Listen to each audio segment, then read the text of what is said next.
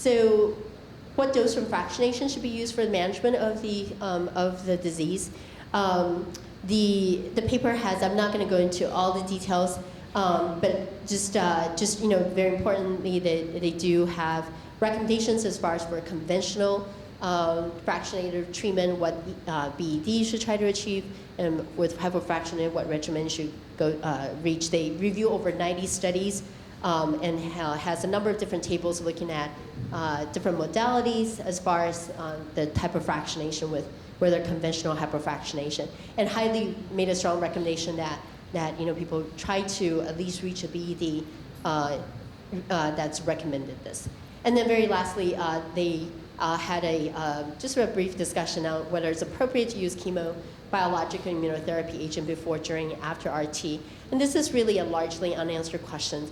The most definitive recommendation is that the addition of concurrent carboplatin to adjuvant RT is not recommended. There was a large randomized phase 3 study of postoperative radiation versus chemo-RT with weekly carbo in high-risk cutaneous SCC patients, 310 patients treated with 60-gray radiation, and they did not find any benefit to the addition of carboplatin to adjuvant radiation in these patients. So as far as the other agent, the jury is out there. I think there's going to be a need for further studies to really look at the timing and whether or not it's appropriate to add biologics or immunotherapy for BCC or cutaneous SCC. So these guidelines will be forthcoming from ASTRO. I think will serve as a very helpful guide for those who do treat skin cancer. So that's really all I have. I think sarcoma care will become further personalized, both using prognostic in terms of treatment, fractionation, and surveillance. Novel strategies are looking at hypofractionation, nanoparticle radioenhancer, combined with targeted agents, immunotherapy, and better risk stratification. Due to the rarity, international collaboration really is key. That's how we were able to do the COG NRG trial, and then the safety study surveillance is also a big international effort. Most of the studies in retroperineal sarcoma is powered by this transatlantic retroperineal sarcoma group, which now has extended to Australia and Asia group. And then I really didn't have time to include this, but studying rare diseases like sarcoma is actually can actually inform the treatment of some of the more common conditions. One of the things which I hope, if I am ever come back to talk in the future, I can talk about a topic other than sarcoma, is that we're starting to get into VT ablation with some of the insights that we have from one of the rare sarcoma, the cardiac sarcomas. So hopefully we'll be able to share that in the future with you. All right, and then lastly, these are my two little, I think they're, at least between the two of them, 4 taros. They didn't attend the conference exactly, but they accompany me at a very young age, and they love Taiwan because of taros. Thank you. Any questions?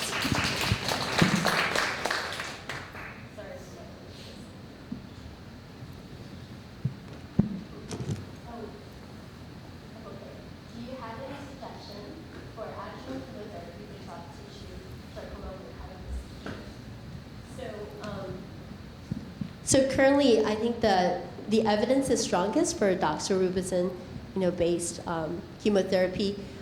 Sarcoma subtype specific chemotherapy, I didn't have a chance to show that, but was looked at by Alexandro Granchi and the Italian group in a large ERTC study to unfortunately not be better than adriamycin-based chemotherapy. So far, that's the front runner. At ASCO this past year, olaratumumab was unfortunately shown in a phase 3 trial not to be helpful. So that's not really moving into the adjuvant setting. I think our results with pazopanib is quite interesting, but we just have our phase 2 results right now. We don't have survival data yet, so we'll have to see if that really makes a difference for the highest risk patient. I think what is interesting from our study is the synovial sarcoma patients definitely had a a very significant response to the addition of pazopanib, because they've traditionally not had a lot of good response to even adriamycin, adjuvant chemotherapy or neoadjuvant. And then as far as adjuvant, our medical oncologists tend to really keep that for the highest risk patients. So grade 3, tumor greater than 10 centimeter, with very poor necrosis from the pre-radiation, or patients who have indeterminate nodules that are very suspicious and or have frank progression afterwards after surgery to clinically evident metastasis. So our approach has been really more of a neoadjuvant one, where we are trying to select patients high risk, but I must say that we don't have a perfect way of selecting these patients right now. So Adrian, long answer to this is, but the short answer is Adrian-based chemotherapy right now is still the best proven. And then there are strategies for metastatic setting that are histology specific. Any other questions? Did you have a survey question? Yeah. Oh, you mentioned you had an audience. Don't mind. Yeah, So, okay. I have one question. Yes. What's your opinion about adjuvant radiation therapy for PT2 SCC over the trunk? For example, larger, about 3.5 centimeter. Would you recommend post-op radiation therapy? Mm-hmm. So large for cutaneous SCC, if you have like close or positive margins, or if it was already previous recurrent, I would, I'm a little hesitant for that. But if you have a widely resected one with no other, major risk factors like perineural invasion, you could omit it. Yeah, but I would look carefully for those risk factors. One important statement from the practice guideline is that cutaneous SCCs are bad players. For most of the larger tumors, you want to err on the side of probably treatment, or at least be aggressive and with the margins.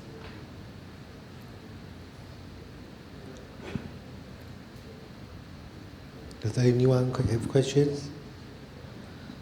So I think there are lots of interesting trials that are right now in process for these rare diseases. So just be on the lookout for them. Hopefully we'll be able to share the results in the near future. Yeah, I'm curious about the NBTXR3. Does it just need one shot and it can last 5 weeks? Right, that's a good question. Right, so they did in the preclinical study, they did look at how stable it would be, and really doesn't migrate once they inject it. The fluid that's injected with, will resolve, and so they did look at, 1 week after the injection, if the volume returned to very similar to the original, the pre-injection volume, and they did find that that was the case. So it's very intriguing, and so you can imagine the application of that for unresectable tumors, where we are at the limit as far as our local control with radiation or chemoradiation. For most of the soft tissue tumors or bone sarcomas that we can't resect, local control rate with radiation right now, even at doses of like close to 79 to 80 that we're using with particle therapy, we're looking at local control of about 75 to 80%. So there's still a gap, and perhaps something like this radio enhancer, nanoparticle radio enhancer, could help improve local control.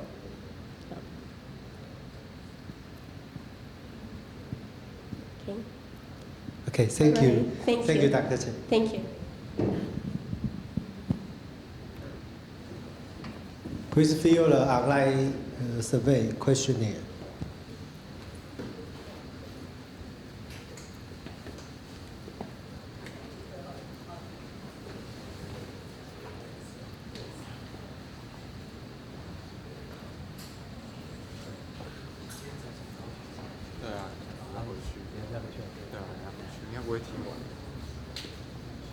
应该也是，对吧？提早。